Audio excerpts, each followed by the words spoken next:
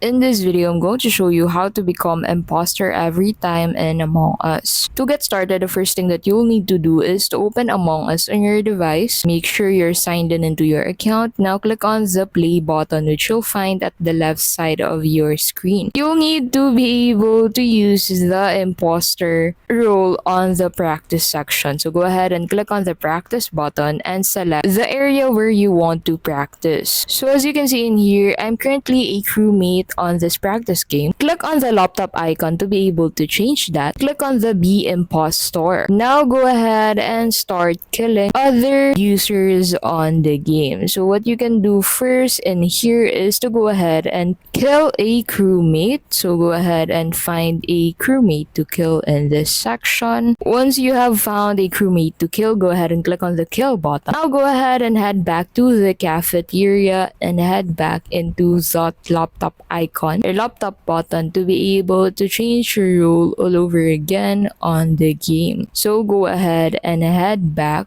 to the cafeteria. By walking back into the cafeteria, head over to the laptop, click on the use button to use the laptop and select be a crewmate to become a crewmate. Now go ahead and head back to the dead body and report that dead body on the game. So go ahead and head back into the area where you have killed your crewmate. Now click on the report button to report this. Now after that, go ahead and chat on this section. So in this section, what you'll need to chat is your caller name along with 3 X's. So go ahead and click on the chat button and enter pink imp XX since the color of my Among Us character is pink. Now after that, what you can do is to send this chat and click on the gear icon and leave the game. Now once you enter a new game online, you'll be able to become the imposter for the first game that you've entered online, and that is how you can become the imposter all the time on Among Us. We hope this video helped you out. If it did, please don't forget to give this video a like. Thank you so much for watching, and we'll see you in the next video.